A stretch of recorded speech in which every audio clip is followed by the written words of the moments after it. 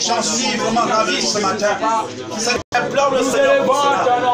Si tu penses que le mois de mai a aussi été difficile, mais pense aussi que Dieu a été toujours pour te soutenir.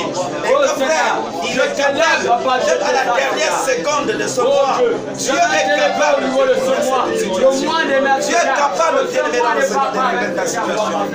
Le Dieu des dieux, le Seigneur des seigneurs. Père, nous t'aimons. Père, nous t'exaltons, Seigneur. Pour ce que tu as encore fait pour chacun de nous. Dans ce mois, qui tire déjà à sa fin. Mais nous croyons que Seigneur, c'est le mois de mai à sa fin. Parce que tu es le commencement, tu es aussi la fin. Nous croyons que Seigneur, même à la dernière seconde de mon mois de ce mois de mai 2020, tu es encore capable, mon Dieu, de faire quelque chose. Nous croyons que le mois de juin sera un mois étonnant, papa. Un mois où les hommes vont donner des choses. Nous le croyons, Seigneur. C'est pour cela, Père éternel, que nous implorons encore ta miséricorde ce matin. Sois élevé, Seigneur. Au nom de Jésus-Christ. Béni soit l'Éternel. Au nom de Jésus, nous avons prié. Amen. Chers bien-aimés, il s'avère que tout au long de ce mois qui a été certainement pour toi difficile, un mois compliqué, bien-aimé dans le Seigneur, du simple fait que ça a été difficile et compliqué, ça t'a amené à désobéir au principe de ton Dieu. Ça t'a amené à faire des choses que tu ne voulais pas toi-même faire. Mais la situation t'a poussé à faire. Et tu as été même conscient que ce que je fais n'est pas agréable aux yeux de Dieu. Est-ce que tu peux élever ta voix et dire à Dieu, Seigneur, je me répands pour cela, mais je voudrais que, Père, que dans le mois qui arrive, que ces erreurs ne me poursuivent pas. Élève ta voix et commence à parler encore à Dieu par rapport à cette situation. Parle à Dieu au nom de Jésus. Parle à Dieu. Parle à Dieu, parle à Dieu. Oui, je n'ai pas toujours été correct. Je n'ai pas toujours fait exactement ce qu'il fallait faire. Je commis des choses qui ne tiennent pas pris. Moi, je peux prier à haute voix, Seigneur. Je me suis battu beaucoup de fois. Et je prie le Seigneur. Père, je ne voudrais pas entrer dans un je gardais les images qui ne sont pas honorées. Seigneur, je prie en ce mois, papa. Je te prie, Seigneur, je peux savoir le pardon qui va nous avec moi. Papa, je viens demander pardon pour tout ce que je commets. Seigneur, que ce mois, par avec tout ce que je commets.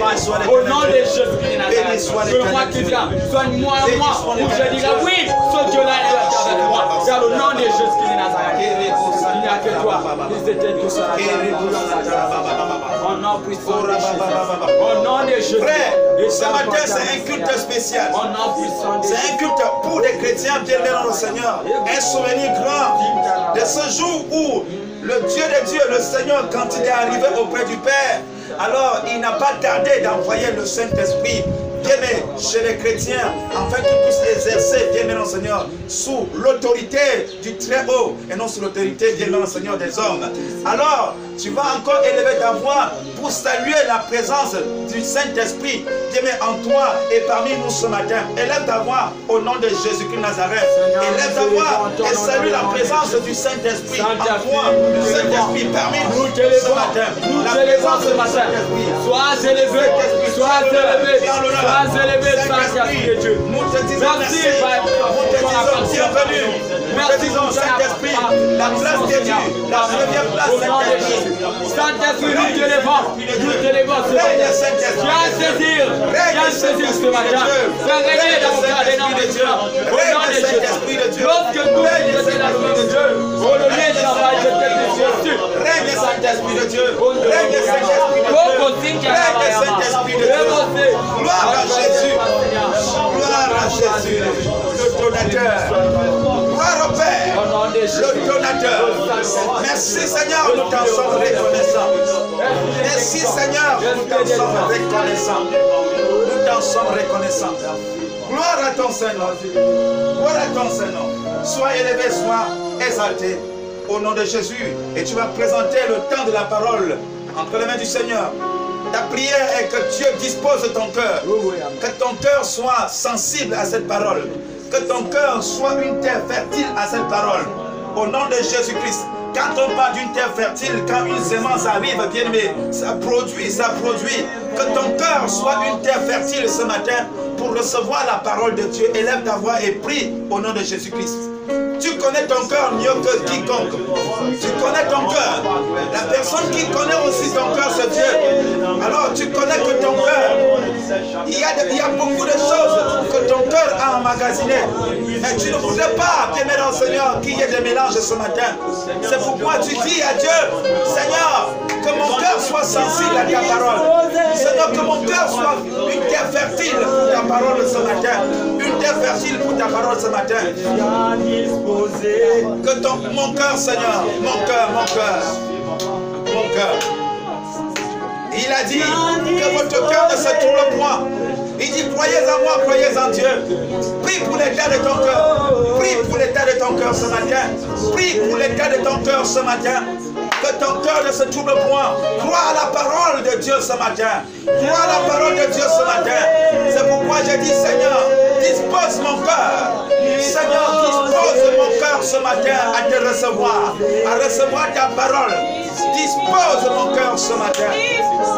Dispose mon cœur ce matin. Dispose mon cœur ce matin. Oh Jésus. Gloire à Jésus. Gloire à Jésus. Au nom de Jésus, nous avons ainsi prié. Est-ce que quelqu'un qui croit peut dire Amen? Est-ce que quelqu'un qui croit peut encore dire Amen? Est-ce que tu peux encore dire Amen bien? Gloire à Jésus. Nous pouvons confortablement nous asseoir, peuple de Dieu, avant de passer à l'étape de la louange. Nous allons écouter la parole de Dieu. Cette parole qui doit nous inciter à vraiment célébrer le Seigneur ce matin. Cette parole qui doit nous encourager, bien-aimés, à véritablement l'adorer ce matin. Alléluia. Alors nous pouvons prendre nos places et rapidement prendre nos Bibles, bien-aimés dans le Seigneur. Aujourd'hui, c'est la fête de la Pentecôte. C'est le jour de la Pentecôte. Selon notre calendrier. Gloire soit rendue à notre Dieu. Et à l'entrée comme ça, je peux souhaiter bonne fête de Pentecôte. Quand je dis bonne fête de Pentecôte, je parle bonne fête de Pentecôte aux chrétiens. Si tu sais que tu es chrétien, alors vraiment bonne fête de Pentecôte. Amen. Et tu comprendras pourquoi je dis bonne fête de Pentecôte aux chrétiens. Tu vas comprendre ce matin. Prends rapidement ta Bible. Parce que pour nous les chrétiens, il est question, bien-aimés dans le Seigneur, du Saint-Esprit. Et le sous-thème que nous avions pris ce matin, sachant que depuis près d'une semaine, nous travaillons sur ce thème, l'importance du Saint-Esprit. Et ce matin, le sous-thème est intitulé « Est-il nécessaire de recevoir le Saint-Esprit ou alors d'être rempli du Saint-Esprit? Est-ce que c'est nécessaire? Est-ce que c'est nécessaire d'être rempli du Saint-Esprit? Est-ce que c'est nécessaire de recevoir le Saint-Esprit? Est-ce que c'est nécessaire? Alors, ça semble être une question, bien-aimée dans le Seigneur, aussi banale. Mais cela a sa place. C'est une question qui nécessite, bien-aimée dans le Seigneur, avoir une réponse. Pourquoi cette question ce matin? Alors que nous sommes là pour fêter. Alors que le monde entier fête la Pentecôte. Est-ce que c'est encore une question à poser? Et ça semble être une question aussi facile à répondre. Ce matin, donc, frères, nous allons considérer Actes des Apôtres au chapitre 2. On ne peut ne pas considérer ce texte.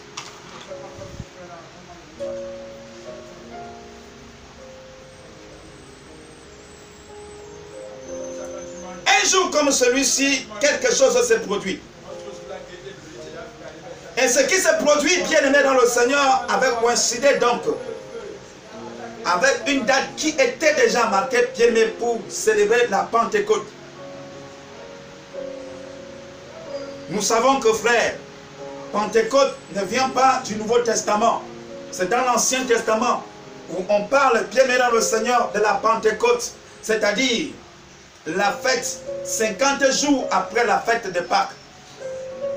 Si nous ouvrons dans Lévitique au chapitre 23, que tu peux vérifier à partir au verset 16, lorsque dans Lévitique au chapitre 23, on nous fait mention des fêtes. Et lorsqu'on arrive au verset 16, on nous parle donc de cette fête qui est la fête de la Pentecôte.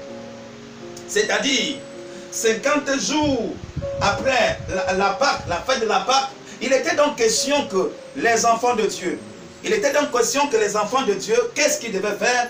Ils devaient se retrouver pour fêter une fête qu'on appelle la fête du donné. C'était la fête du donné. Donc les enfants de Dieu devaient s'engager à donner. On peut même, avant de lire notre texte de base, Actes des Apôtres au chapitre 2, pour mieux comprendre de quoi il est question, considérons ce texte. Lévitique au chapitre 23, puisque nous sommes en famille. Lévitique au chapitre 23. Lisons au chapitre 16. Allons-y très rapidement, avant de revenir dans notre texte. Lévitique au chapitre. Lévitique, c'est après Exode, c'est Lévitique. Lévitique au chapitre 23. Je lis la parole de Dieu dans le livre de Lévitique, au chapitre 23. Considérons le verset 16. Au verset 16, il est écrit: vous compterez 50 jours. Vous compterez 50 jours. Jusqu'au lendemain du 7e sabbat. Jusqu'au lendemain du 7e sabbat. Et vous ferez à l'Éternel une offrande nouvelle. Ah, il s'agit là des offrandes. Et vous ferez à l'Éternel une offrande nouvelle. Donc Pentecôte signifie 50e jour après la Pâque. Il faut bien retenir. Alors, Moïse, les instructions étaient données à Moïse. Et ceux-là, frères, qui appartenaient à Dieu. Les hommes et les femmes qui craignaient Dieu, ils ont obéi. C'est-à-dire qu'à chaque fois, après la Pâque, ils comptaient 50 jours. Et le 50e jour, ils se réunissaient pour apporter des offrandes à l'Éternel Dieu. Pour apporter l'offrande à l'honneur de leur Dieu. Après 50 jours après la Pâque. Et dès lors que Jésus-Christ est né, alors, bien-aimés dans le Seigneur, cette fête, ça veut dire que cela n'avait pas changé. Et si nous remarquons dans Lévitique au chapitre 23, il y a plusieurs fêtes qui sont citées. Mais ce qui est vraiment frappant, c'est que parmi les fêtes qui sont citées dans Lévitique, parmi les fêtes que Dieu donne l'instruction à Moïse, bien-aimés dans le Seigneur, quand le Seigneur Jésus arrive et grandit, le Seigneur Jésus s'appuie sur deux fêtes. La fête de la Pâque. On parle de la fête de la Pâque, on parle de la fête de la Pentecôte. C'est-à-dire que Pâques, après 50 jours, alors on parle, le Seigneur Jésus, et il considère ces fêtes parmi les 7 fêtes qui sont citées dans le texte de Lévitique au chapitre 23. Ça veut dire qu'il y a des autres fêtes, bien aimés dans le Seigneur, que le Seigneur Jésus, il n'a pas tenu compte de ça. Et on en parlera, bien aimés dans le Seigneur. On en parlera des fêtes. Ce qui nous intéresse ce matin, c'est la fête de la Pentecôte. Donc nous comprendrons, nous allons retenir que la Pentecôte, depuis ce jour où Dieu donne les instructions, cette fête, c'était une fête en l'honneur de l'Éternel. C'était une fête instaurée par Dieu lui-même. Au travers de son serviteur Moïse, il a donné les instructions. Où après 50 jours, après la Pâque, il devait faire comment? Au verset 16, nous dit ceci: vous apporterez une offrande nouvelle en l'Éternel. Donc, frères, nos ancêtres, ils l'ont fait. Le Seigneur Jésus était là. Cela va se passer. Et l'accent était mis sur la Pâque. Nous comprenons que le Seigneur Jésus, il ne manquait même pas une fête parce qu'il aimait beaucoup de fêtes. Amen. Le Seigneur Jésus aime les fêtes. C'est pourquoi il nous demande d'être toujours en fête. Il dit: soyez toujours joyeux. Je le répète, soyez toujours joyeux. La joie, c'est la fête. La fête est symbole de joie. Amen. Amen. Amen. Et il nous dit: soyez toujours joyeux. Je le répète, soyez toujours joyeux. Mais nous allons remarquer quelque chose, que quand le Seigneur Jésus s'engage, à chaque fois qu'il partait dans les fêtes, frères, son comportement était toujours différent des autres. Il avait un objectif. Amen. Dis avec moi: un objectif. Il avait un objectif. Le Seigneur Jésus, la fête ne pouvait jamais l'amener à oublier sa mission. Amen. Il savait que lorsqu'il s'engageait dans une fête, c'était pour accomplir une mission. Alors, s'il partait pour accomplir une mission, bien, mais cela veut dire, frère, Il s'attendait donc à quelque chose, à la manifestation de son Père, que son Père approuve qu'il est avec lui. Amen.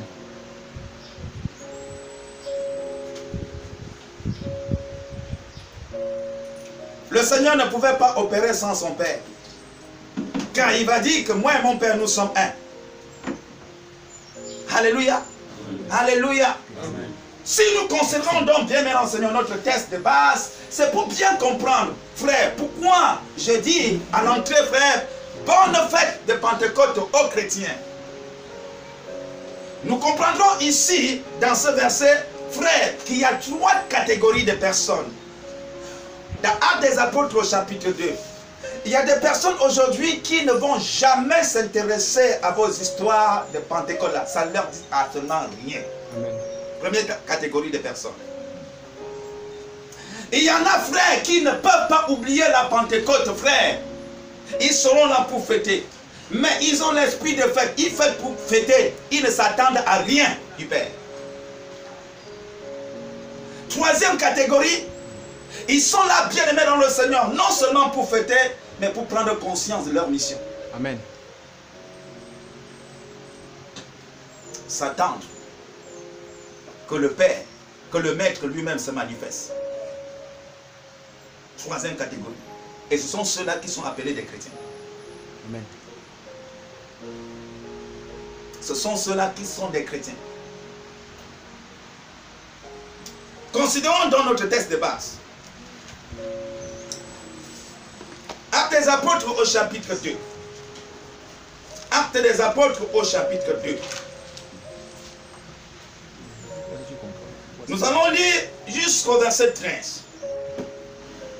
Pour gagner du temps, permettez-moi très rapidement de faire la lecture. Très rapidement de faire la lecture. Je sais que frère et soeur, tu t'es connecté et ça te coûte, surtout en ce temps difficile. C'est pourquoi j'ai prié le Seigneur vraiment que nous puissions gagner du temps pour que ça ne prouve pas trop ton crédit. Actes des Apôtres au chapitre 2 à partir du premier verset. Il est dit ceci. Le jour de la Pentecôte. Ce chapitre commence par le jour de la Pentecôte. Le jour de la Pentecôte. Ils étaient tous ensemble dans un même lieu, dans le même lieu. Tout à coup, il vint du ciel un bruit comme celui d'un vent impétueux et il remplit toute la maison où ils étaient assis. Des langues semblables à des langues de feu leur apparurent, séparées les unes des autres, et se posèrent sur chacun d'eux. Oh, ce qui est intéressant, frère, sur chacun d'eux. Sur chacun d'eux. Se posèrent sur chacun d'eux. Dans Matthieu chapitre 3, on nous dit que lorsque Jésus sort des eaux, frère, Jean-Baptiste a vu là quelque chose venir se poser sur lui, sur forme d'une colombe. Et une voix va se faire rapidement entendre. Celui-ci est mon fils bien-aimé, sur qui j'ai mis toute mon affection. Est-il nécessaire d'être rempli du Saint-Esprit? Est-il nécessaire d'avoir le Saint-Esprit? Cette question, bien-aimée dans le Seigneur, mérite une réponse ce matin. Pour que toi et moi, nous soyons éclairés. Alors que nous allons prier tout de suite, frère, que tu pries, ayant bien cultivé ta foi, sachant pourquoi tu pries. Que tu sois en train de danser, sachant pourquoi tu danses. Nous pouvons tous danser, et bien, mes frères, et ne pas recevoir les mêmes appréciations de la part de notre Dieu. Pourquoi? Parce qu'il y a une chose, frère, qui marque la différence. L'esprit.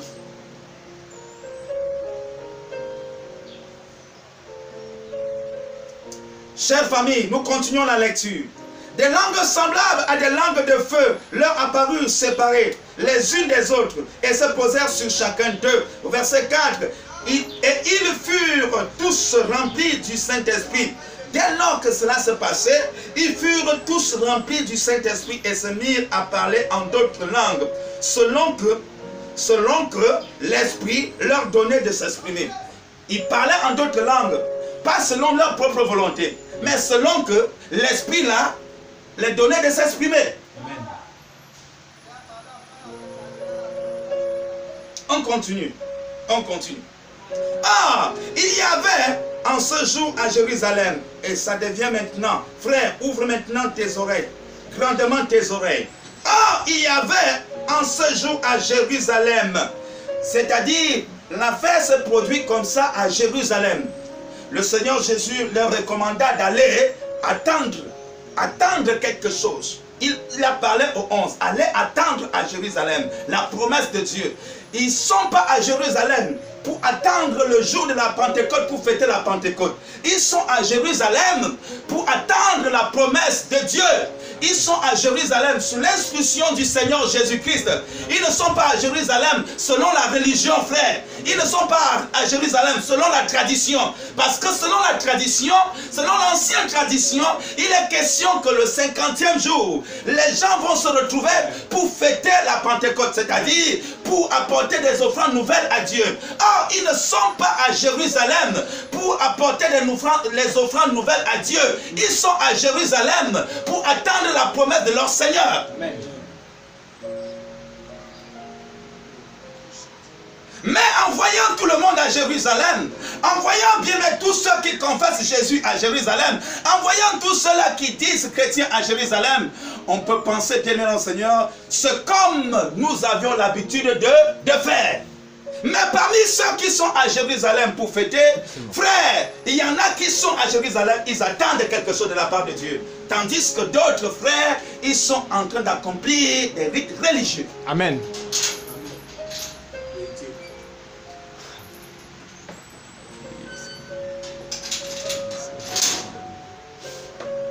Ah, il y avait en ce jour à Jérusalem des Juifs hommes pieux. Ce n'étaient pas des hommes méchants. Les méchants ne sont pas venus, frère. Il y en a qui ont dit, foutez-nous le camp avec ça, vos histoires. Nous ne sommes pas sur vos histoires là. Nous ne reconnaissons pas ça. Nous avions notre façon de faire pour Dieu. Alors, il y en a donc qui vont dire, non, on ne peut pas. Ce sont les instructions que Dieu le Père a données à Moïse. Nous ne pouvons ne pas respecter cela.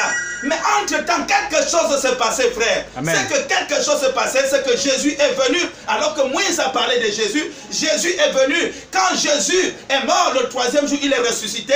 Durant 40 jours, il ne se montrait pas à tout le monde. Il se montrait uniquement à ses disciples. Et ceux qui étaient toujours attachés à lui, frère, alors il va leur donner les instructions. Luc, le médecin bien-aimé du Seigneur, nous parle de cela au chapitre 1er. C'est que quoi? Frère, il va leur donner les instructions.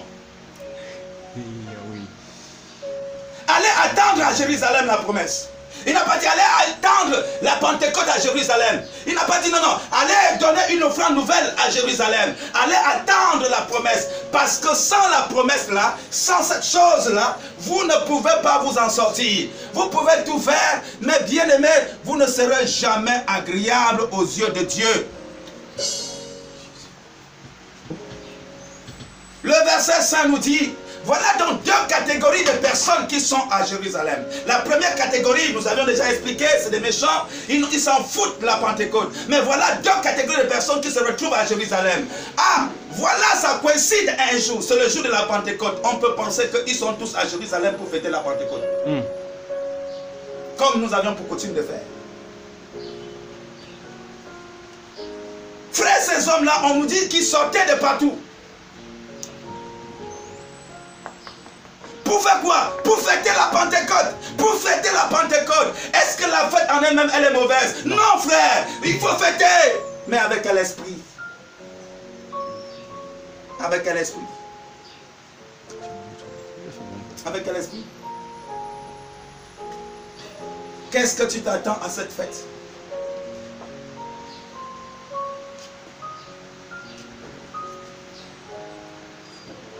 Tu reconnais que Dieu est bon. Mes frères, ces hommes pieux reconnaissent aussi que Dieu est bon. Tu reconnais que Dieu est puissant. Ces hommes pieux reconnaissent aussi que Dieu est puissant. tu crains Dieu, ces hommes aussi craignent Dieu. Eux aussi, ils craignent Dieu. Ils craignent aussi Dieu. Tu lis ta Bible, eux aussi ils lisent. C'est pour cette raison qu'ils sont à Jérusalem. Ils n'ont pas oublié ce qui a été dit dans Lévitique au chapitre 23, frère. Ils n'ont pas oublié cela. Ils respectent cela, ce qui a été dit. Mais ici, frères et sœurs, ils ont oublié que le testament a été modifié. Ils ont oublié que le testament a été modifié. Et qu'il y a maintenant un autre testament qui s'appelle le Nouveau Testament. Amen.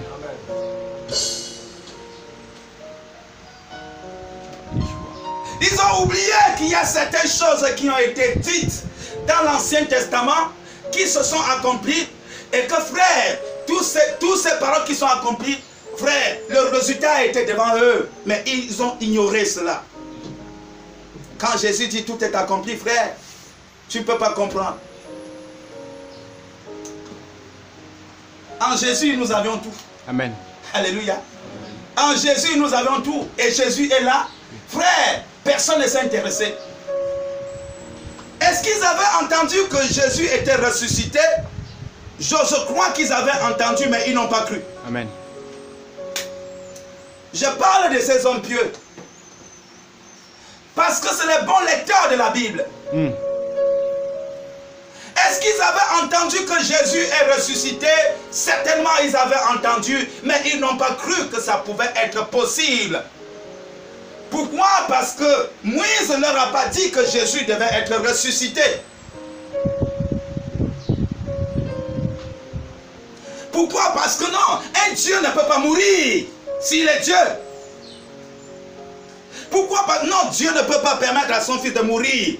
Alors, cela veut dire, pour eux, Jésus était donc considéré comme l'un des serviteurs, puisque Moïse était serviteur. Amen.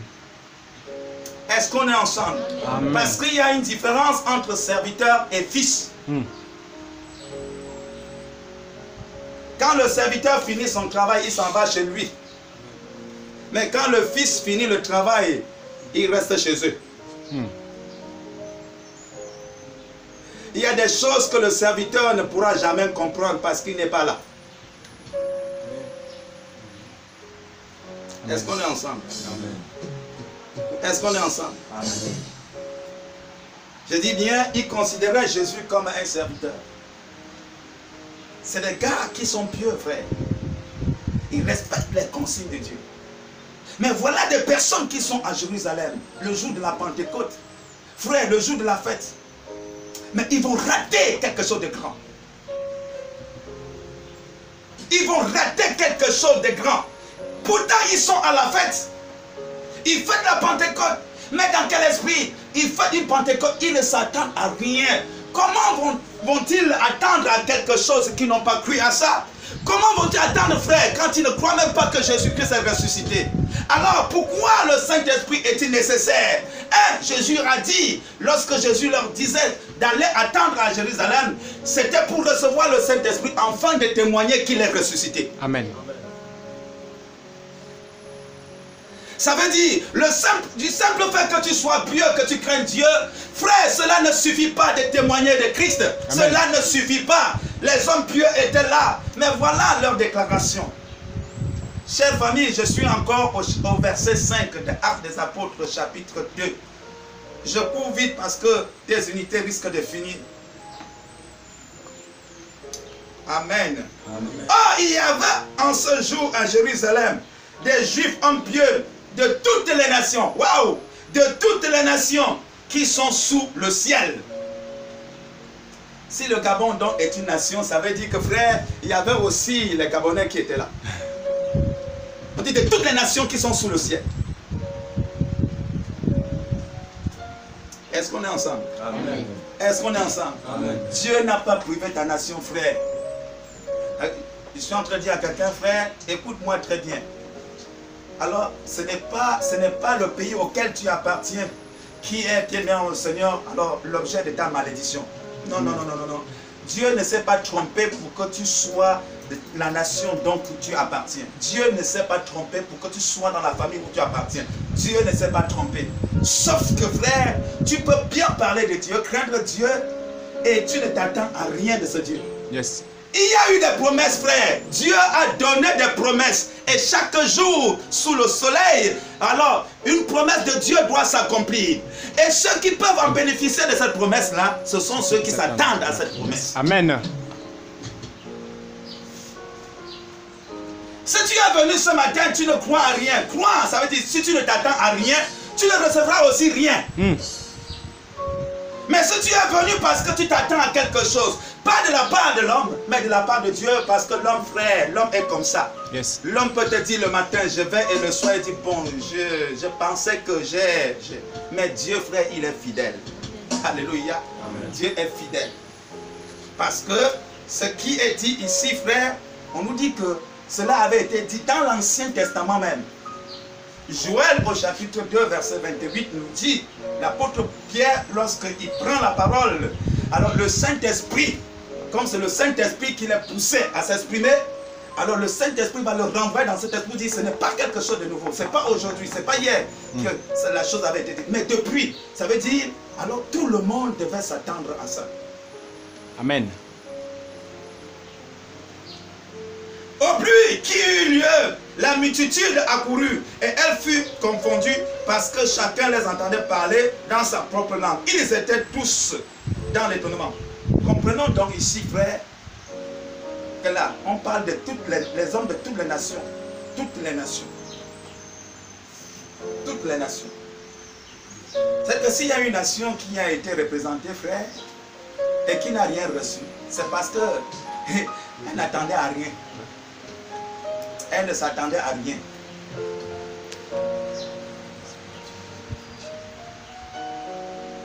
Amen. Allez-y à l'Assemblée nationale. À l'Assemblée nationale, ce sont les représentants des peuples, non? Il y en a qui sont là, frères. Ils sont là. Dès lors qu'ils ont été votés députés là, c'est fini.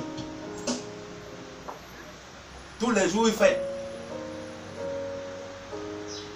Il est pressé d'aller à la réunion. Mais vous croyez que là, dans son esprit, dans sa tête, là, frère, c'est pour porter vos doléances? C'est pour s'attendre à quelque chose? Non, non, non, non. La seule chose qui l'intéresse, frère, c'est ce que je suis député. Maintenant, là, partout, je suis honorable. Terminé. Amen. Et ceux-là, frère, que lui représente, ils seront malheureux. Ils peuvent tout dire de l'Assemblée nationale, oui ou non? Mais avant d'aller plus loin, frère, regardons plus proche. Est-ce que notre représentant là, il nous représente valablement? Est-ce que tous nos doléances là sont encore dans ses poches? Ou dès lors qu'il a été nommé député là, frère, il a balancé tout? Nous devions réaliser toutes choses, frère. L'apôtre Paul a dit, est-ce que la nature ne vous enseigne pas pour mieux comprendre les choses spirituelles? Il faut que la nature vous enseigne. À Jérusalem, il y avait des représentants, frère. Dieu avait voulu qu'il y ait des représentants. Comme à l'église. À l'église, frère, Dieu permet qu'il y ait des représentants. Tu représentes ta famille. Mais la famille peut rien recevoir. La famille peut pleurer parce que le représentant, frère, il est aussi là, il ne s'attend à rien.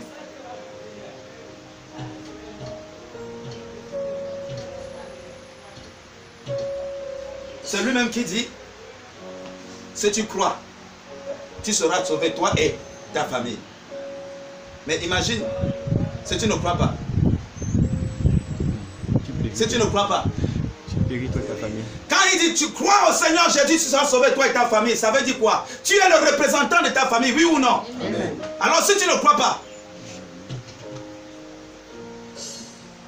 la famille est comme. C'est pourquoi nous devions prier pour nos dirigeants. Pour qu'ils prennent conscience, frère, des réalités que nous traversons. Nous avons vraiment ce devoir de prier pour tous ceux-là qui sont élevés en dignité. Vous croyez que c'est pas, frère, c'est pour plaisanter que le Seigneur a pris du temps de mettre cela dans sa parole? Nous devions prier pour les chefs de famille.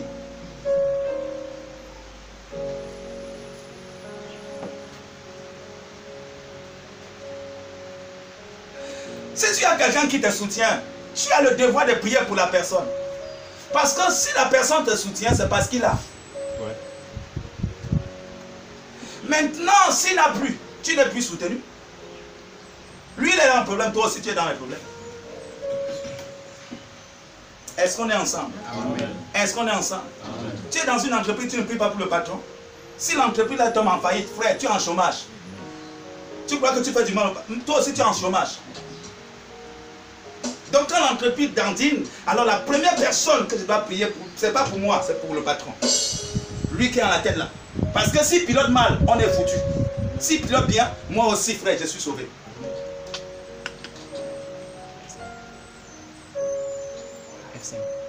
Est-ce qu'on est ensemble? Au verset 7, ils étaient tous dans l'étonnement et la surprise. Ils étaient tous dans l'étonnement et la surprise. Et ils disaient les uns aux autres, voici ces gens qui parlent, ne sont-ils pas tous galiléens? Et comment les entendons-nous dans notre propre langue à chacun, dans notre langue maternelle? J'y vais rapidement au verset 12. Ils étaient tous dans l'étonnement et ne sachant que penser, ils se disaient les uns aux autres, que veut dire ceci? Quelque chose l'a remarqué pour une première fois à cette fête de Pentecôte. Qu'est-ce que Jésus veut apporter comme message à cette catégorie de personnes? À chaque fois que vous entendrez parler de fête, montez dans cette fête, mais attendez-vous à recevoir toujours quelque chose de la part de Dieu. Amen. Comprenez d'abord, frère, comprenez d'abord la profondeur de cette fête. De quelle fête il s'agit? On parle bien, mais l'enseignant, d'une offrande nouvelle. Qui est le premier donateur? C'est d'abord Dieu. Donc, même s'il arrivait que j'apporte mon offrande, je dois toujours m'attendre à recevoir quelque chose de la part de Dieu.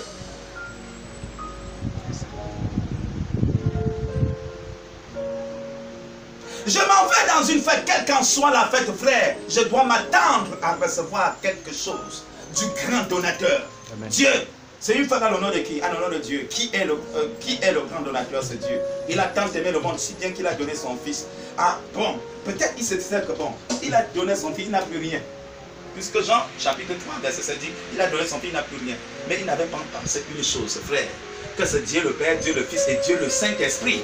Il a donné le Fils maintenant là, et le Saint-Esprit donc. Et le Saint-Esprit donc. Et le Saint-Esprit. Donc Dieu avait déjà donné le Fils.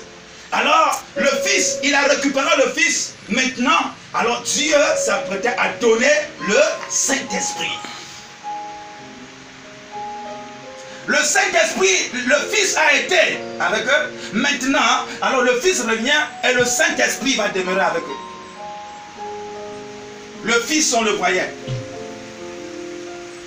Mais le Saint-Esprit, esprit, frère, on ne le voit pas. Mais il est là. C'est pour cette raison que, frère, alors si Jésus continue à être là, frère, tu dis non. Comment un mort vivant va vivre avec nous? C'est pas possible ça. C'est pas possible.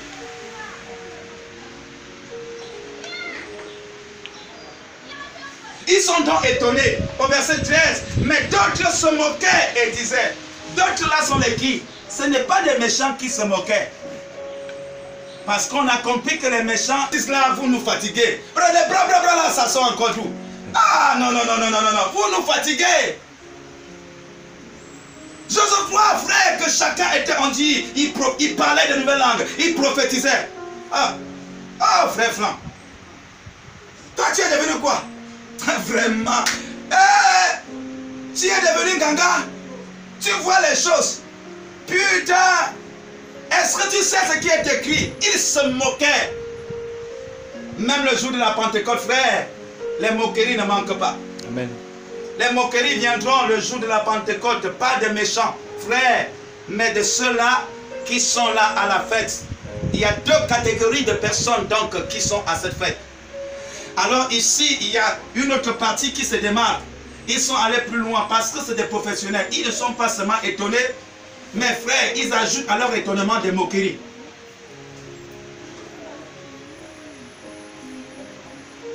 Alors, le peureux d'autrefois, Pierre qui avait peur et qui était parti se cacher quelque part dans une maison avec les autres apôtres, c'est Pierre qui va prendre la parole. Pierre, lorsque Jésus était arrivé ce jour dans cette maison où ils étaient cachés, Jésus se présentait à eux. Jésus a regardé, il a dit que la paix soit avec vous. On ne peut que dire cela à quelqu'un qui a peur, frère, à quelqu'un que son cœur est troublé. Jésus est rentré et dit que la paix soit avec vous. Ah, c'est moi, c'est moi. Ah, Seigneur. Et Jésus souffla, on dit il souffla de son esprit. Recevez le Saint-Esprit. Frère, 8 jours après, le souffle là, parce que là, on parle du coronavirus, tu vois. On dit quand tu tousses là, frère, pouf, il faut que tu sois un peu... Après un temps là, ça va rester et puis il va disparaître. Le souffle là, après 8 jours, c'était parti. Ils sont revenus d'eux-mêmes. La même peur là était revenue. Pourquoi? Pourquoi le souffle était parti? Parce que quand Jésus arrive, il y a un parmi eux qui est absent. Il s'appelle Thomas. Il est absent. C'est sûr que le confinement c'était tellement compliqué. Le gars a dit, pour moi quoi encore? Il a donc dû dire, mais faufiler comme ça pour aller chercher de quoi il pouvait manger. Il revient que quelque chose se produit par derrière. Et on l'explique, mon gars, est-ce que tu sais que le Seigneur était là? Frère, Pierre, tu continues encore à rêver? Donc, moi j'étais dehors. C'est mauvais dehors. Donc tu continues encore à croire? Hein, Jean? Vous continuez encore à croire?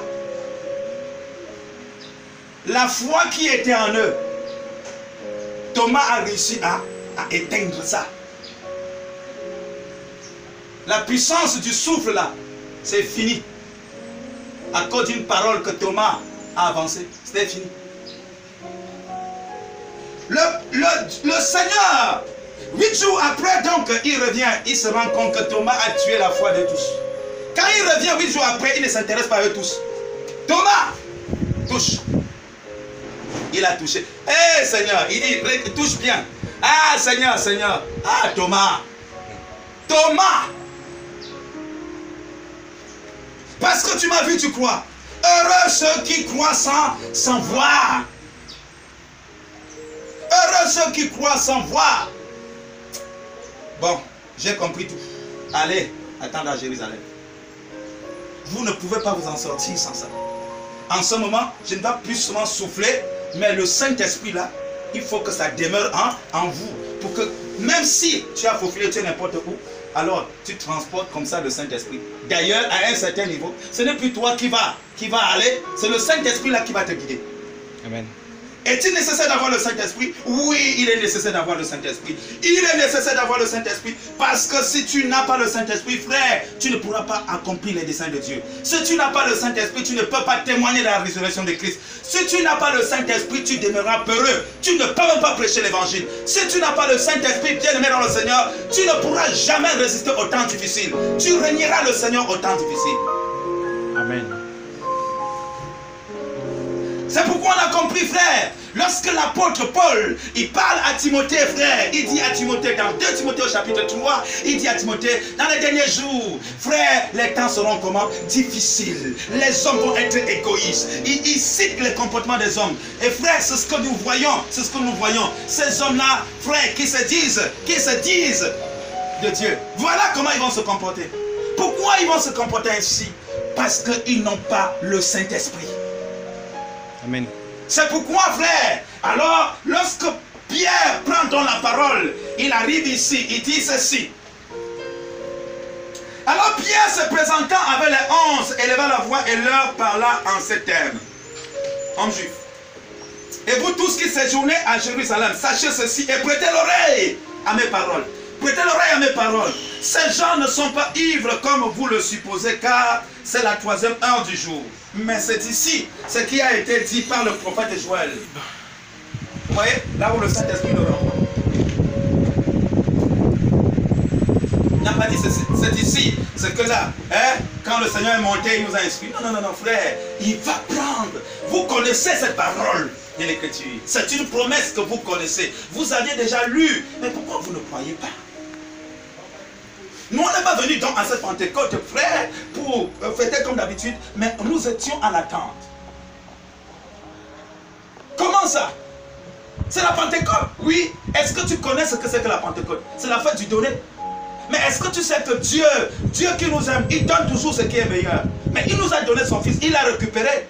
Il y a donc quelque chose encore précieux, frère, que Dieu donne pour nous permettre d'exercer.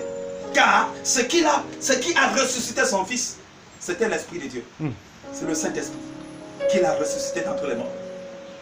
Tout ce que Jésus a fait donc sur la terre, frère, on nous dit qu'il était conduit par le Saint-Esprit. Et nous comprendrons, frère, les qualités du Saint-Esprit. D'ailleurs, plus loin, on ne l'appelle même pas Saint-Esprit, on l'appelle consolateur. Qu'est-ce qu'un consolateur? Un maçon, il fait quoi? Et le consolateur fait quoi? Le consolateur fait quoi? Il console, oui ou non? Ça veut dire, frère, si on appelle le Saint-Esprit le consolateur, ça veut dire, frère, qu'un croyant peut se retrouver dans le problème où ça nécessite la consolation. Aucun homme donc ne peut mieux te consoler que le Saint-Esprit. Donc c'est un consolateur. Est-il nécessaire d'avoir le Saint-Esprit? Oui, il me consolera. Amen. On a les mêmes problèmes, mes frères, tu es agité, je ne suis pas agité. Pourquoi? Yes. Parce que j'ai le consolateur. Il me console. Il s'appelle aussi l'esprit de vérité. Tu verras plus loin. On ne parlera pas du Saint-Esprit, mais on parlera de l'esprit de vérité. Parlant toujours du Saint-Esprit. Ça veut dire, est-il nécessaire d'avoir le Saint-Esprit? Oui. Pourquoi? Parce que c'est lui qui me permet d'être dans la vérité. C'est le Saint-Esprit qui me permet de s'exprimer. C'est le Saint-Esprit qui me permet donc d'être dans la vérité. Ça veut dire, si je n'ai pas le Saint-Esprit, je ne peux pas être dans la vérité. Amen. C'est pourquoi j'ai compris qu'il peut avoir des croyants menteurs. Ouais. Et dès lors, frère, que tu es menteur, le mensonge, donc, c'est un esprit. Si on parle de l'esprit de vérité, ça veut dire qu'il y a l'esprit du mensonge. Amen. Et les deux esprits ne peuvent pas cohabiter ensemble. Ce n'est pas possible. C'est pareil même à la maison. Si tu es quelqu'un de vérité, ta femme bien-aimée dans le Seigneur, tu es doté de l'esprit de vérité, ta femme de l'esprit du mensonge. Est-ce que vous pouvez vous entendre? Il n'y aura jamais d'entente. Frère, vous allez vous efforcer, fatiguer, il n'y aura pas. Parce que les deux esprits, là, frère, ne s'entendent pas. Les deux esprits ne s'entendent pas.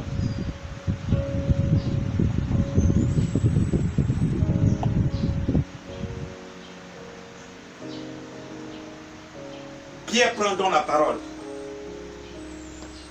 Au verset 16, il les renvoie dans Joël. Il dit, mais au verset 17, il réplique ce qui est dit dans le premier verset de 2 Timothée au chapitre 3. Il dit quoi? Dans les derniers jours, dit Dieu, je répandrai de mon esprit.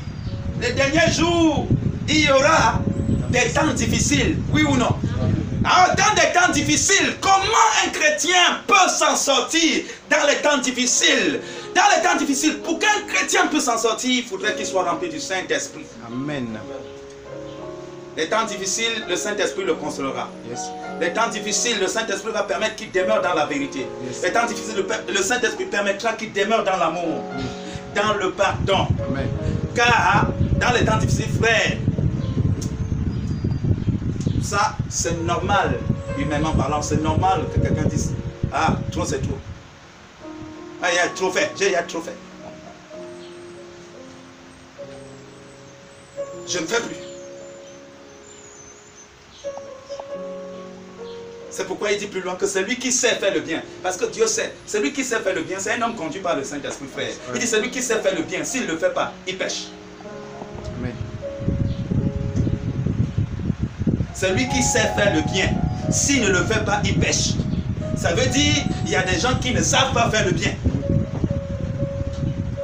Mais pour connaître d'abord ce qui est bien, il faudrait que tu aies le Saint-Esprit. Parce que si tu n'as pas le Saint-Esprit, tu ne sauras même pas ce qui est bien. Parce qu'il y en a qui appellent ce qui est mauvais bien. Amen. Va donc demander à un voleur, frère, qui a réussi son coup. Si ça a été bien, il te dira, super. Ah. Pour lui, quand il n'a pas réussi à voler, ça n'a pas été bien. Est-ce qu'on est ensemble? Alors, il dit, dans les derniers jours, dit Dieu, je répandrai de mon esprit sur toute chair, vos fils et vos filles prophétiseront, vos jeunes gens auront des visions, et vos vieillards auront des songes. Oui, sur mes serviteurs et sur mes servantes, dans ces jours-là, je répandrai de mon esprit, ils prophétiseront. Ils prophétiseront. Et il continue toujours en disant, frère, il y aura des temps difficiles. Il dit ceci, je ferai paraître des prodiges en haut du ciel et des miracles en bas sur la terre, du sang, du feu et une vapeur de fumée. Le soleil se changera en ténèbres et la lune en sang. Avant l'arrivée du jour du Seigneur, de ce jour grand et glorieux, alors quiconque invoquera le nom du Seigneur, il sera sauvé. Et du coup, frère, quand il a fini ça, il rentre maintenant dans la prédication. Amen. Quand il a fini de dire ça, il a fini le verset là. Vous dites, je ne suis pas venu, frère, vous lire les versets bibliques. Je suis venu vous donner le contenu, la profondeur, Amen. Le réma. Amen. Quand il a fini de lire ce verset biblique, il est rentré maintenant. Frère, ce n'est plus Pierre qui parle. Yes. Si tu le considères comme Pierre, tu vas rater beaucoup de choses. Parce que des paroles extraordinaires sortent de sa bouche. Des oracles sont en train de sortir de la bouche de cet homme. Alors frère, si c'est Matthieu qui prenait la parole, on devait dire c'est normal parce que c'est un intellectuel. Mais c'est un pêcheur, frère, il n'a jamais fait l'école. L'école qu'il connaît, c'est la pêche, le poisson. Pas lui du poisson, pas lui de la mer. Il va bien t'expliquer. Il n'a jamais été sur le banc de l'école. Celui qui a été sur le banc de l'école, c'est Matthieu, c'est un collecteur d'impôts, ce n'est pas n'importe qui, frère. Mais c'est Pierre qui prend la parole. Pourquoi Pierre prend la parole? Est-ce que c'est un fait au hasard? Ce n'est pas un fait au hasard, frère. Est-ce que le jour où Jésus disait, sur toi je bâtirai mon église, sur toi je bâtirai mon église, et les séjours des morts ne feront rien. Le Saint-Esprit était présent. C'est le Saint-Esprit qui parlait en Jésus. C'est le même Saint-Esprit qui est descendu pour dire, le temps est venu pour que cette parole s'accomplisse. Maintenant, frère, je ne dirais pas que quelqu'un parmi vous peut prendre la parole. Frère, alors le Saint-Esprit pousse Pierre pour dire, c'est le moment, c'est le moment, c'est le moment, lève-toi, lève-toi. Et il va se lever et prendre la parole. Il n'y a personne qui a boudé pour dire, Pierre, pourquoi c'est toi qui prends la parole? Laisse la parole à l'autre, parce que le sage, ce n'est pas Pierre. Non. Pourquoi c'est Pierre? Parce qu'il a été choisi. Voilà le jour de la Pentecôte, frère, où ils ont reçu le Saint-Esprit, où Pierre, il rentre comme ça en plein pied dans sa mission. Yes. Il n'a plus peur de qui que ce soit. Les temps difficiles ne sont pas passés. Les temps difficiles sont toujours là. Mes frères, la haine, la jalousie n'est pas quittée dans le cœur des personnes. Mes frères, la seule différence, c'est que Pierre a reçu ce qu'il n'avait pas, ce qui pouvait lui permettre de décoller. Est-il nécessaire d'avoir le Saint-Esprit? Oui, le Saint-Esprit permet d'entrer en plein pied dans ma mission. Yes. Le Saint-Esprit permet que je sois efficace dans ma mission. C'est pourquoi je suis là ce matin. Pas pour me souvenir de la Pentecôte, mais c'est une coïncidence certainement. Frère, non, pour me souvenir de ce jour où Dieu a opéré dans la vie de Pierre, de ce jour où Dieu a opéré dans la vie de plusieurs. Qu'est-ce que Dieu a fait? Il a permis que son esprit descende ici sur la terre. Amen. Mais ceux qui ont reçu cette promesse-là, ce sont ceux qui s'attendaient à ça. Donc si je n'ai pas reçu jusqu'à présent, ce n'est pas que je suis venu en retard.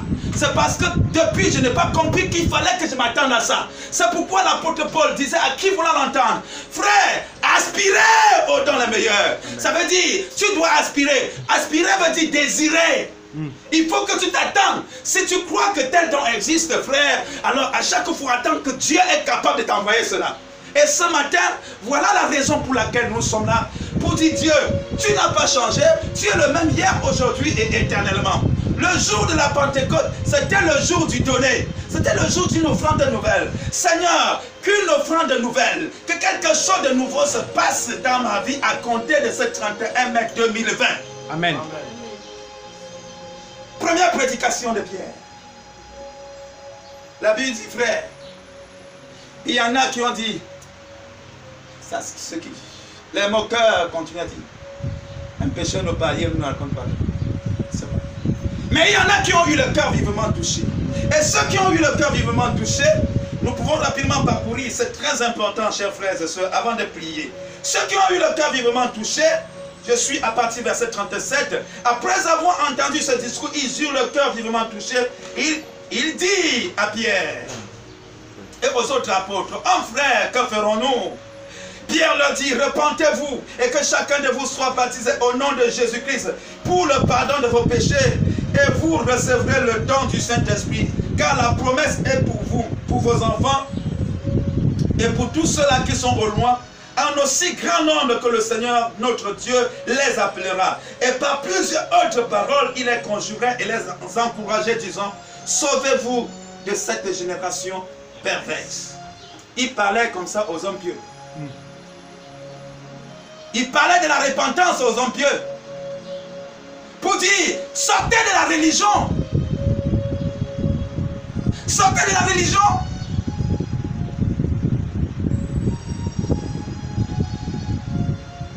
Repentez-vous. Et que chacun soit baptisé au nom de Jésus-Christ. Et par là, le même don que nous avions reçu, ce que vous voyez là, la même puissance que nous avions reçue, le même Esprit Saint que nous avions reçu, alors vous allez recevoir, parce que cela est réservé, pas seulement pour les Galiléens comme vous pensez, pas seulement pour les Israélites comme vous pensez, mais pour de plusieurs nations. Si tu sais que le Seigneur Jésus t'a appelé, alors comprends le frère, qu'il y a donc à recevoir le Saint-Esprit. Le Saint-Esprit qui te permettra, frère, à surmonter la pente pendant les temps difficiles. Amen. Car les temps difficiles, on parle des temps difficiles. Ça, ce n'est qu'un temps difficile. Alors certainement, ce temps difficile passera. Et on va aussi s'attendre à un autre temps difficile. Le même Saint-Esprit qui a travaillé hier, le même Saint-Esprit continuera à travailler aujourd'hui. Au chapitre 3, la Bible nous dit que alors, ceux-là, Pierre et Jean, ils sont remplis du Saint-Esprit. Mais c'était à l'heure de la prière. Pour la première fois, frère, Pierre et les autres avaient l'habitude d'aller prier, mais il n'y avait rien. Car cet infirme était toujours assis à l'entrée. Pourquoi il n'y avait rien? Parce que ceux qui priaient eux-mêmes, ils n'avaient pas de puissance. Ils n'avaient pas la capacité d'apporter la véritable solution à ce garçon qui était assis à l'entrée. Mais voici qu'ils sont remplis du Saint-Esprit. Qu'est-ce qui va se passer? À l'heure de la prière, Pierre et Jean, ils montent au temple. Ils trouvent dans ce gars qu'on est venu. Quels sont ceux qui sont venus le déposer? Alors, on le sait, ils sont venus le déposer comme d'habitude. Parce qu'il a l'habitude d'être là pour demander l'aumône. Pour dire, regardez mes pieds, vous savez que moi je ne peux pas travailler, mais vous pouvez travailler. Alors les gens donnaient et ils entraient au temple pour prier. Les gens donnaient, ils entraient au temple pour prier. Frère, ça veut dire que même le païen, il pouvait venir donner aussi, et que cet homme qui était infirme, il pouvait dire non, les païens sont mieux chrétiens que vous. Puisqu'il n'y a pas la différence. Alléluia. Il n'y a pas la différence. Sauf le jour où les gars sont remplis du Saint-Esprit et ils montent au temple. Le gars s'empresse pour dire cette fois-ci, qu'est-ce qui permet? Est-ce que c'était la première fois de Pierre d'entrer? Non, non, non. Le gars dit, cette fois-ci là, non, Pierre là, il est trop dur.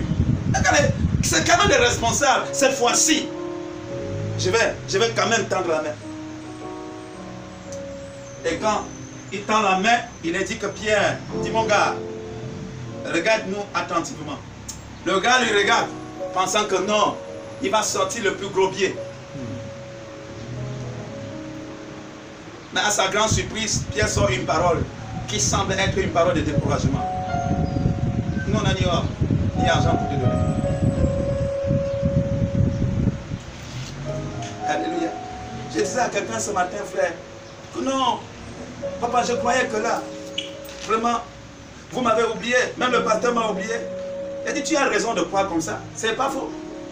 Vous savez quelque chose? Quand un fidèle est malade, il a espoir que le pasteur va apporter quelque chose. Quand il vient voir le pasteur, il s'attend que le pasteur va donner. Mais le fidèle ne sait jamais poser la question. Quand le pasteur lui-même a des problèmes, vers qui il va aller? Amen. Si le pasteur s'en va vers le fidèle, on va dire c'est un pasteur mendiant. il demande les choses aux gens. Ouais. Oui ou non? Amen. Oui ou non? Amen. Si le pasteur te dit qu'il est malade, il va dire non, il n'a plus de puissance. Dieu l'a rejeté. Oui ou non? Amen. Alors, voilà la raison pour laquelle, lorsque le pasteur se retrouve dans les problèmes, il sait qu'il n'y a que Dieu. Ouais. Il se tourne vers Dieu. Quand Jésus avait les problèmes, il s'est tourné vers les disciples. La seule fois qu'il s'est tourné vers les disciples, frère, on l'a déçu. Tu sais la seule fois? Quand il a associé Pierre et Jean et Jacques. Allez, soutenez-moi dans la prière. Lui-même, il l'a vu. C'est la première fois que Jésus a dit, ouais, il a prié jusqu'à ce que la sueur se transforme en sang. Vous croyez que la sueur se transforme en sang? Pourquoi? Que voilà les gens que j'ai appelés pour me soutenir. Pourquoi? Ah non, il se suffit déjà. Lui-même, il peut se débrouiller. Il n'a pas besoin. Nos prières, ça va faire quoi? Ça veut dire, frère, rares sont ceux qui prient pour le pasteur. Mais pour eux, il faut que le pasteur prie pour eux. Amen. Mais qu'est-ce que... Je dois me poser la question. Qu'est-ce qui fait la force de cet homme? Pourquoi cet homme, il continue toujours à prier pour moi? Pourquoi il ne se fatigue pas? Non, c'est un homme qui n'a pas de problème. Il n'y a aucun homme sur la terre qui n'a pas de problème. Frère, aussi longtemps que nous sommes sur cette terre, nous sommes dans un lieu de bataille. Chaque jour, on bagarre. Tout homme bagarre. La différence, c'est que, frère, alors, pendant que tu t'agites sur tes problèmes, c'est lui qui croit, frère. Et plus qu'il croit, alors, comme il croit, la foi lui fait bien, maintenant, Seigneur, alors surmonter ses problèmes. Amen. C'est pourquoi, frère, alors, Jésus se tournait toujours vers son Père. Il était avec eux, il ne pouvait même pas leur dire ce que lui traversait. Il se tournait toujours vers son Père. La seule fois, il voit le résultat. Parce que je ne vais pas t'amener à pécher. Pour dire non, papa, vraiment, hein, je suis malade, tu peux me trouver 5 000 pour aller à l'hôpital. Oui, je vais voir. Papa, parce que là, n'a plus de puissance. Dieu l'a rejeté. Frère, il devient un mendiant. Attends, il a fait quoi? Est-ce que c'est ce qu'il m'a même demandé 5 000? Hein? Oui. Oh. Donc c'est infime, frère. Alors, si Pierre sort l'argent et lui donne, Pierre n'est pas différent. Si Pierre ne donne pas plus que les autres, pour lui, la meilleure personne, c'est celui qui a donné tout. Mais cette fois-ci, le Saint-Esprit va marquer la différence. Nous n'avions ni or ni argent à te donner. Mais ce que j'ai, frère, parce que quand on est charnel, on croit toujours aux choses charnelles. Quand on est charnel, on croit toujours au matériel. Mais dès lors qu'on a l'Esprit de Dieu, on croit que, frère, c'est le spirituel qui commande le matériel. Amen. Ce que nous avons. Mais le gars va se poser la question, mais tu n'as ni or ni argent. Qu'est-ce que tu peux me donner là? Tu n'as rien dans tes poches. Qu'est-ce que tu peux me donner? Qu'est-ce que tu peux me donner? Ce que j'ai au nom de Jésus. Lève-toi et marche. La Bible dit, aussitôt, frère, les pieds du gars vont sortir. Le gars va se tenir sur ses deux pieds. Pour la toute première fois, le gars va manifester la joie. Pour la toute première fois, le gars va sauter pour Dieu. Pour la toute première fois. Et le gars s'en va plus loin. Ce qui est plus intéressant, le gars veut se prosterner devant Pierre. Pierre, il a l'esprit de vérité, oui ou non? Amen. Pierre lui dit, mon gars, ne nous mets pas dans les problèmes. Je suis aussi un homme comme toi. Celui qui t'a guéri, c'est pas moi. Oh. Moi-même, je suis dans l'étonnement. Celui qui t'a guéri, c'est Jésus-Christ. C'est celui donc que je dis, j'ai donc. C'est ça que je t'ai donné. C'est ça qui a marqué la différence. Quelqu'un peut te venir, frère, te payer des tonnes de médicaments. Des tonnes de médicaments. Toute une année, la personne te paie des tonnes de médicaments. Je viens seulement avec quelques secondes, frère. Je lève ma voix. Je te donne. Je n'ai pas de médicaments à te donner, ni argent. Même, frère, même les fruits à te donner. Mais j'ai quelque chose de plus grand que tu ne peux imaginer. Lorsqu'un homme est rempli du Saint-Esprit, il faut te méfier des paroles qui sortent de sa bouche. Il faut prendre en compte des paroles qui sortent de sa bouche. Lorsqu'un homme est rempli du Saint-Esprit, Jésus se tourne vers un arbre parce qu'il voulait du fruit. Il n'a pas trouvé. Vous voyez? Il n'a pas donné le coup de poing. Il n'a pas dit cherchez-moi une hache ou bien la tronçonneuse. Il dit que jamais personne ne mange des fruits. Il a parlé, il est parti.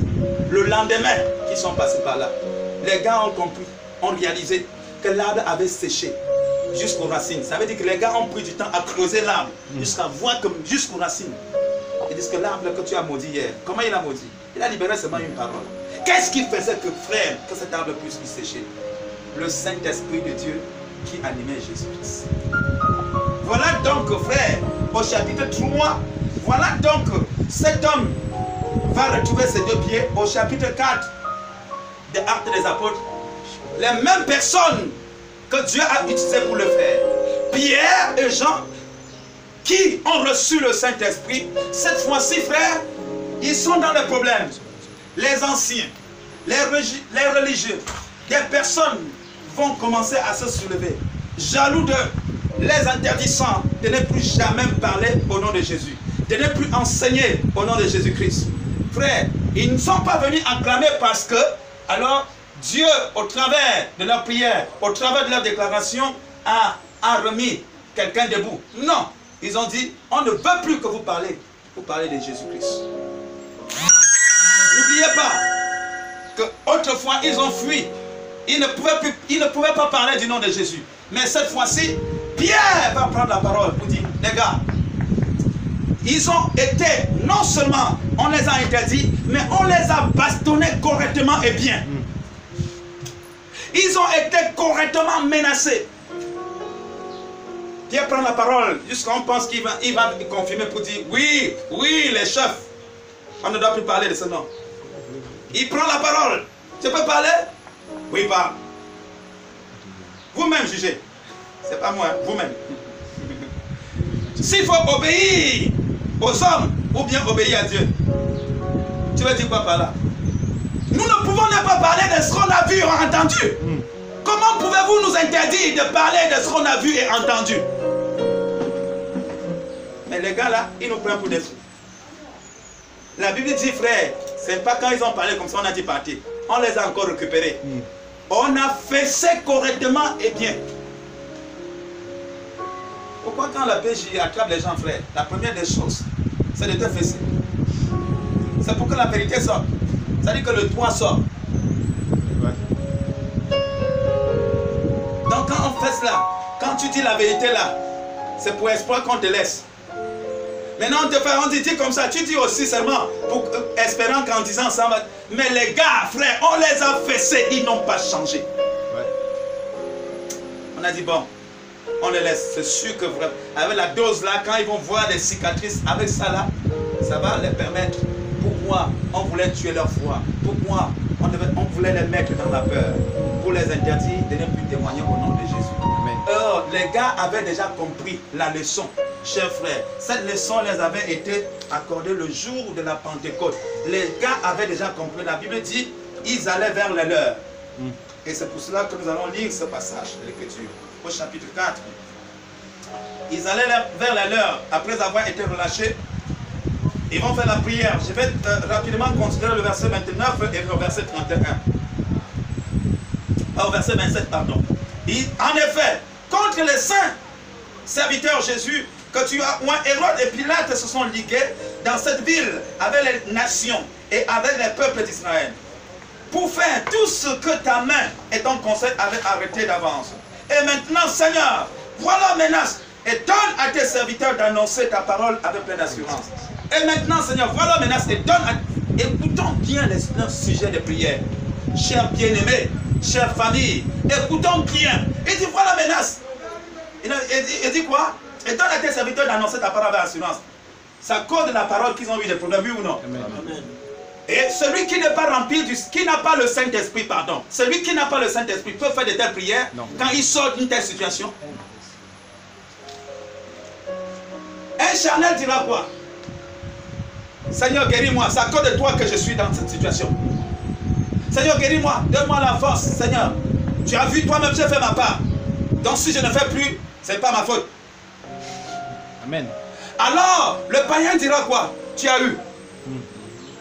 Où était ton Dieu? Si ton Dieu, si le Dieu que tu prêches là était avec toi, on ne devait pas te fouetter comme ça. Il devait te défendre. Tu ne devais même pas avoir de blessures. Si ton Dieu que tu prêches là était avec toi, alors tu devais être épargné de ce temps difficile. Qui t'a dit que non, quand Dieu est avec toi, tu es épargné des temps difficiles? Quand Dieu est avec toi, dans les temps difficiles, il te soutient. Quand Dieu est avec toi dans les temps difficiles, frère, tu as l'assurance. Quand Dieu est avec toi dans les temps difficiles, tu marques la différence. Frère, tu dis, Seigneur, donne-moi à manger. Il dit, non, tu ne manges pas. Parce que si tu manges, le monde ne saura pas la différence entre toi qui me sers et celui qui ne me sert pas. Reste aussi dans la faim, mais tu ne mourras pas de faim. Daniel dit aux autres, laissez-moi pendant 10 jours ne pas manger. Vous verrez, avec ceux-là qui mangent les meilleures choses, si eux et c'est moi, il y aura la différence. Sinon, je n'aurai pas bonne mine. Pendant 10 jours, frère, il ne mange pas. Et après 10 jours, il se présente. Regardez la différence entre nous qui n'avons pas mangé et ceux qui ont mangé. Les gars ont dit non, ça c'est incroyable. Parce que pour eux, ils ne pouvaient pas imaginer que quelqu'un pouvait faire 10 jours en mangeant rien que les légumes et subsister. Je suis en train de dire à quelqu'un, frère, tu as fait 2 semaines enfermé dans la maison, tu n'es pas mort, tu n'es pas mort. Ce n'est pas, frère, en sortant que tu mourras. Yes. Pourquoi? Tu n'es pas mort, ce n'est pas que non, tu étais fort. C'est parce que Dieu était. C'est la puissance de Dieu qui t'a soutenu durant ces temps. Amen. Pour marquer la différence. Au lieu de te plaindre, frère, il y a une raison valable pour toi de célébrer le Seigneur. Yes. Oui. Voilà dans leur requête. Seigneur, le confinement là est trop. Oui, si le confinement là est trop, si cela s'arrête maintenant, quelle est ta prière? Je ne peux plus aller dans les assemblées. Parce que c'est sûr que c'est là où le virus est caché. Je ne peux plus aller dans les assemblées. Je ne peux plus faire ceci. Parce que je constate. Parce que si Dieu était là, pourquoi donc ce virus est venu? Si Dieu était là, pourquoi donc c'est temps difficile? Si il y avait des hommes de Dieu, pourquoi telle chose est arrivée? Frère, c'est parce qu'il y a des hommes de Dieu, c'est pourquoi ces choses arrivent. C'est parce que la parole de Dieu existe, c'est pourquoi ces choses arrivent. Il ne peut jamais avoir de photocopie sans l'original. Yes. C'est parce qu'il y a l'original qu'il y a des photocopies. Il y a des esprits, mais il n'y a qu'un seul Esprit Saint. Ouais. C'est ça qui fait la différence. S'il y a des puissances, frère, il y a des puissances, mais il n'y a qu'un seul tout-puissant. Il n'y a pas les tout-puissants. C'est que parmi les puissances là, il y a une puissance plus élevée. Et que l'ennemi reconnaît. Et on ne donne pas la première place à quelqu'un, frère. On ne dit pas prends la première place, frère. La personne doit mériter. Yes. Comment une personne mérite? Sans la foi, il est impossible d'être agréable à Dieu. Qu'est-ce que Dieu veut dire par là? Sans la foi. Ça veut dire que tu as des étapes à traverser, frère. C'est pourquoi on parle que non, la foi, c'est de catégorie en catégorie. On parle de grande foi et petite foi. C'est-à-dire que celui qui a la grande foi, il a traversé des épreuves que tu n'as pas encore traversées. Et pour y arriver, frère, tu es censé traverser des épreuves. Allons-y demander à Papa Abraham, il vous dira que pour que vous soyez des multitudes là, le prix que j'ai payé, c'est que j'avais 2 enfants. Dieu m'a d'abord fait partie 1. Je suis resté avec 1. Il m'a dit, va me sacrifier les 1. Dieu sachant que moi j'aimais. C'était difficile pour moi. Si je m'en vais dire à Sarah, je connais la foi de Sarah. Elle va dire, mon mari, j'ai compris, donne-moi d'abord l'enfant, j'attrape. Quand elle va attraper l'enfant, elle va crier aux gens pour dire, mon mari a changé. Amenez-lui à l'hôpital. On voit ce qui ne tient pas dans sa tête. Alors Sarah certainement dira que non, mon mari n'aime même pas Isaac. Il aimait plutôt Ismaël. C'était une épreuve difficile. L'enfant qui est toujours soumis te pose la question, papa, on a l'habitude d'aller faire des sacrifices à Dieu. Mais je sais ce que je soulève toujours. Je soulève toujours le bois et l'animal. Mais cette fois-ci, on a oublié quelque chose. L'animal est où? Papa sait que l'animal, c'est l'enfant.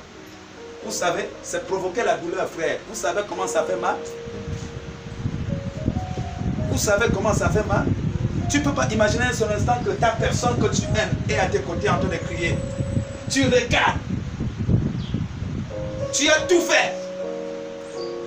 La personne crie. Tu as fait pour toi, la personne crie. Tu es dans l'incapacité de lui apporter un soulagement. Tu sais ce que ça fait? À l'instant même, tu es plus malade que le malade. Oui, frère, il y a beaucoup qui ne savent pas ça. Que parfois, là, j'ai pris l'exemple sur le pasteur. Parfois, c'est compliqué. Je suis obligé de réunir tous mes efforts pour ne pas être une occasion de chute pour toi. Et il y a des situations que tu te couches et le matin, que là, je souffle 2 fois que toi, mais je ne peux pas me coucher. Pourquoi? Parce que si je le fais, tu peux mourir avant moi. Pour dire, si l'affaire là attaque l'autre, c'est celui comme ça là. Moi là, c'est fini. Il n'y a plus à espérer. Donc au moins en voyant, tu sens au moins que non. Au moins il y a quelqu'un qui prie pour moi. Au moins il y a, ça te donne un peu de la force. Alléluia. Ce sont des choses, frères et sœurs, que nous devions comprendre. Comment formuler nos sujets de prière, surtout à un jour comme celui-ci. Comment formuler nos sujets de prière? La Bible dit ceci, il dit nous sommes toujours au verset, au chapitre 4, autant pour moi, au verset 29. Il dit, et maintenant Seigneur, vois leur menace et donne à tes serviteurs d'annoncer ta parole avec une pleine assurance, en étendant ta main pour qu'ils se fassent des guérisons, des miracles et des prodiges par le nom de ton saint serviteur Jésus. Regardez le verset 31, c'est très intéressant. Quand ils eurent prié, le lieu où ils étaient assemblés trembla. 1, 2, ils furent tous remplis du Saint-Esprit, ils annonçaient la parole de Dieu avec assurance. Est-ce que Dieu a exaucé à leur prière? Oui. Qu'est-ce qui faisait que, frère, ils adressaient une telle prière? Parce que leur foi avait pris un coup. Ils sentaient déjà au plus profond d'eux que le même zèle avait diminué. Le zèle du jour de la Pentecôte, le zèle du jour où ils ont reçu avait diminué. Alors quand ils ont donc fait cette prière, Dieu a rapidement compris et Dieu va leur faire comprendre que non, c'est parce que ce que vous avez reçu là n'est pas seulement alors un cadeau comme ça, mais c'est aussi une puissance. Ça peut diminuer comme ça peut augmenter. Donc vous avez besoin donc alors d'augmenter la puissance. Et pour le faire, il faut donc savoir que frère, la voiture, quelle qu'en soit sa marque, sa solidité, alors cette voiture a toujours besoin de ce qu'on appelle le carburant. Et pour mettre le carburant, il y a des endroits appropriés. C'est pourquoi frère, ils sont partis là, ils ont mis le carburant en priant ainsi. Le lieu où ils étaient trembla et Dieu va dire bon, soyez remplis du Saint-Esprit. Il n'a pas dit je vous exauce. Dieu les remplit seulement du Saint-Esprit. Dès qu'ils sont remplis du Saint-Esprit, alors là, la même motivation arrive, la même assurance. Ils pouvaient maintenant annoncer la parole de Dieu avec pleine assurance. Et si tu regardes la continuité, chers frères et sœurs, tu vas voir que même avec l'apôtre Paul, même tous ceux-là qui ont été remplis du Saint-Esprit, tous ceux qui ont reçu le Saint-Esprit, ont été remplis du Saint-Esprit, frères, ont été toujours efficaces entre les mains de Dieu. Pas parce qu'il n'y avait pas de temps difficiles, mais parce que dans les temps difficiles, frères, le Saint-Esprit a fait qu'il marque la différence. Amen. Il y a eu au chapitre 7, au chapitre 8, il y a eu persécution à l'église. Les gens se sont dispersés. Mais la Bible dit, frère, Étienne, plein du Saint-Esprit, frère, on va le taper. La seule chose que Étienne pouvait faire, naturellement parlant, c'était de renier le Seigneur. C'était de dire non, ce n'est pas ça. C'était de changer son message. Mais il ne pouvait pas faire autrement. À cause du Saint-Esprit, puisqu'on dit qu'il était rempli du Saint-Esprit, l'Esprit de vérité le poussait toujours à dire la vérité. Il ne pouvait non pas mentir jusqu'à ce qu'il va mourir. Il y a eu donc persécution. Les gens vont se disperser. Voilà Philippe, l'un des diacres de l'église, se retrouve de son côté. Frère, c'est un homme qui a un bon témoignage. C'est un homme rempli du Saint-Esprit. Quand on dit un homme qui a un bon témoignage, ça veut dire c'est un homme pieux. Mais au-delà du bon témoignage, frère, il est rempli du Saint-Esprit. Et nous avions vu qu'il n'a pas eu peur de se retrouver en Samarie, qu'il les faisait peur autrefois, parce que Samarie étant une ville pleine d'idolâtrie, une ville pleine de sorciers. Mais cette fois-ci, il est rempli du Saint-Esprit. Il ne voit pas la sorcellerie, il voit Jésus ressuscité. Et la Bible dit, pendant qu'il a commencé à prêcher l'évangile, frère, alors les témoignages vont commencer à pleuvoir. même les magiciens vont abandonner leur magie et vont s'accrocher à lui. Pourquoi? Le Saint-Esprit. Le Saint-Esprit. Est-il nécessaire d'être rempli du Saint-Esprit? La réponse ce matin est simple. Oui, très très nécessaire d'être rempli du Saint-Esprit. On peut recevoir le Saint-Esprit. On peut savoir que bien-aimé dans le Seigneur, à un certain moment donné, alors ressentir que la puissance est en bas. La puissance est en bas à quel moment? Lorsque tu as travaillé, dans les temps difficiles, lorsque tu as travaillé, frère, il est important toujours de t'arrêter et de contrôler si la puissance est toujours là. Si, frère, ça a baissé, il faut augmenter. Parce que si ce n'est pas augmenté, alors tu ne pourras plus remporter certaines victoires. Quoi que tu sois né de nouveau, tu ne pourras plus remporter certaines victoires. Ce matin, chers frères et sœurs, le Seigneur nous a fait grâce d'écouter d'abord de telles paroles. 1. Pour nous exciter. 2. Pour que chacun arrive bien maintenant au Seigneur à réfléchir très rapidement et de savoir le pourquoi il est là jusqu'à 7 heures sans boire son café, sans manger. C'est-à-dire quoi? Que la personne doit s'attendre à quelque chose de la part de Dieu. La troisième des choses, bien aimé dans le Seigneur, que ça soit un nouveau départ. Car on parle d'une offrande nouvelle. Un nouveau départ pour toi, comme cela a été ce jour, un nouveau départ pour Pierre. La première fois donc il va prendre la parole en public et de toucher les versets bibliques. La première fois. Frère, on ne peut jamais être expert sans toutefois commencer.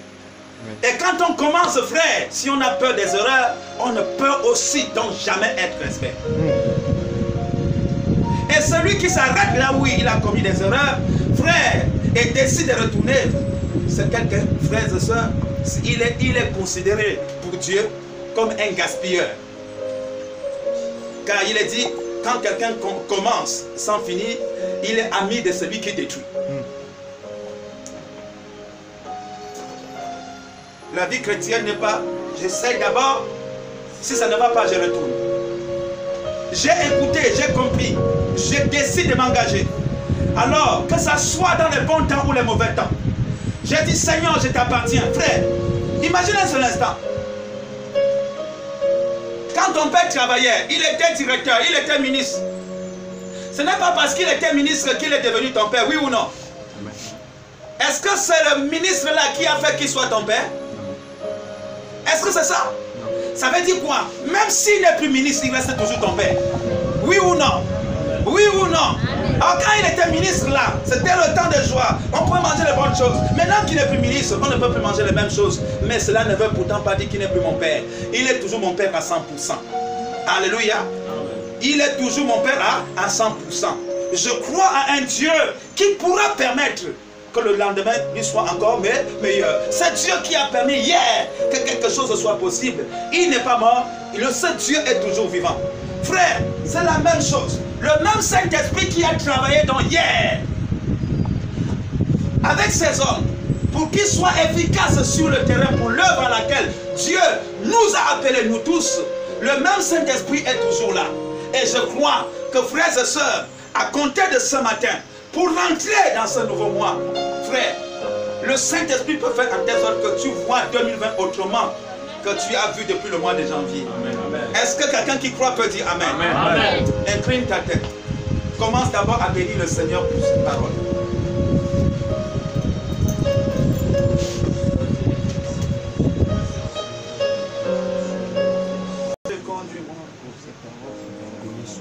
Conduis-moi. Oh Jésus. Par la force de ton esprit. Conduis-moi. Oh Jésus.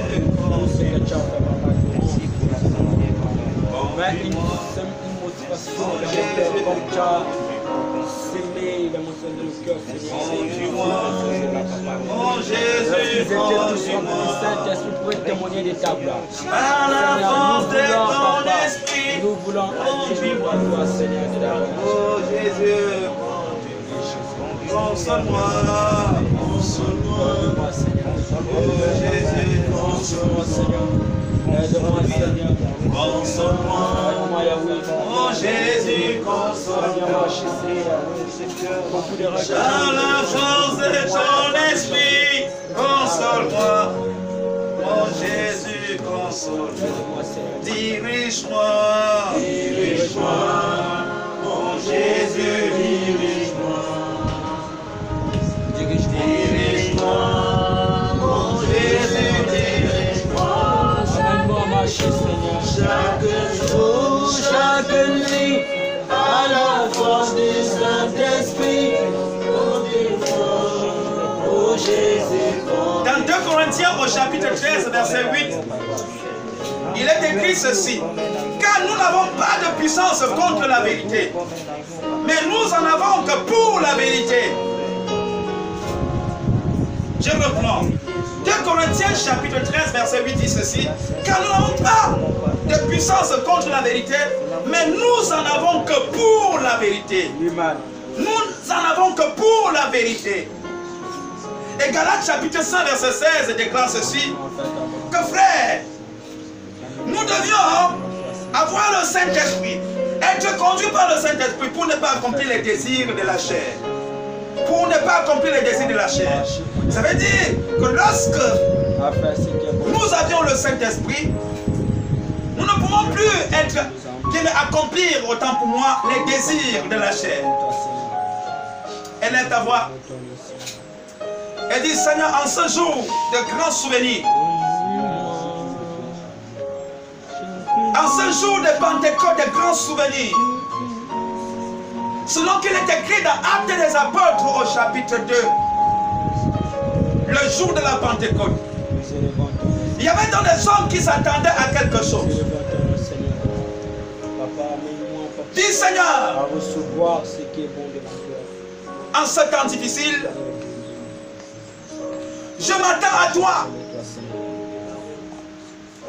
Je sais que je peux donner, mais tu es le grand donateur, le meilleur des donateurs. Tu es le même hier, aujourd'hui et éternellement. Que ce jour de Pentecôte, Seigneur, soit gravé, Seigneur, dans mon esprit, dans mon âme.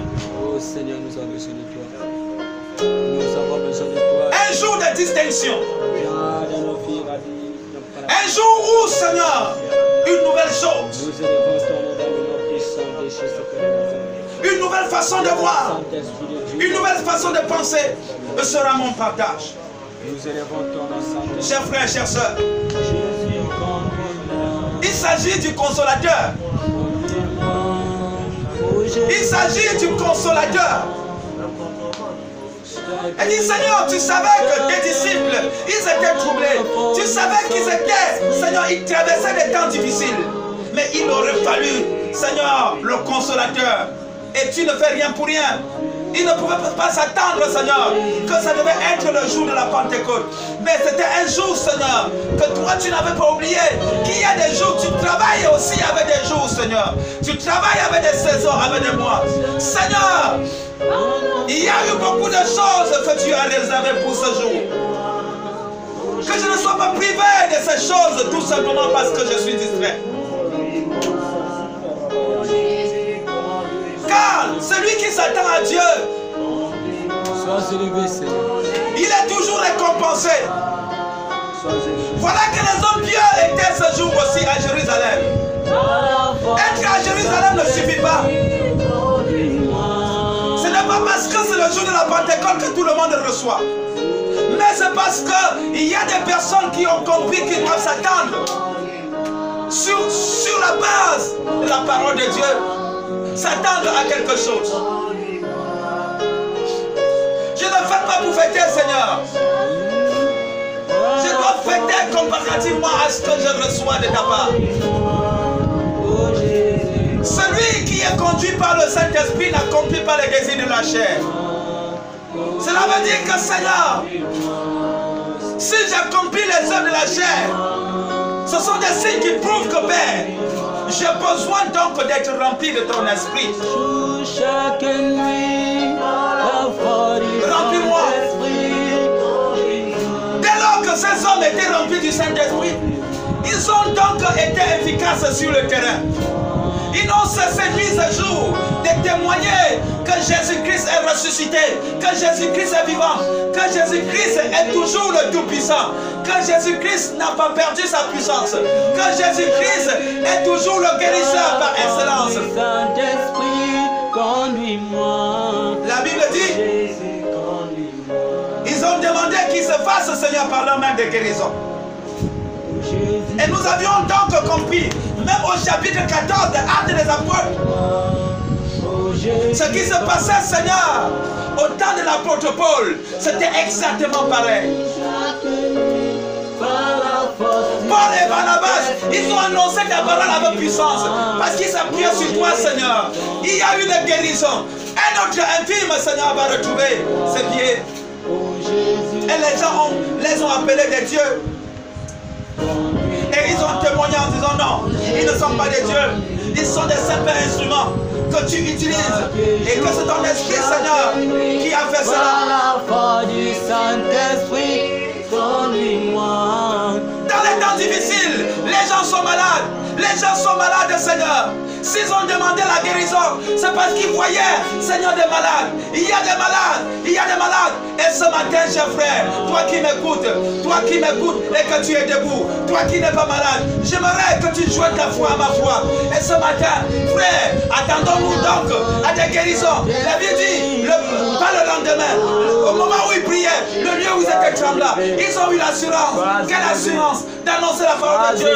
Oui, des prodiges, des guérisons pouvaient s'opérer. Élève ta voix et prie afin qu'ils se fassent bien-aimés par tes prières, par nos prières ce matin. Des guérisons, des guérisons, des guérisons. N'y a-t-il pas eu des personnes que tu as vues malades, frère, et que tu étais incapable? Tu voulais qu'ils soient guéris, mais tu étais incapable.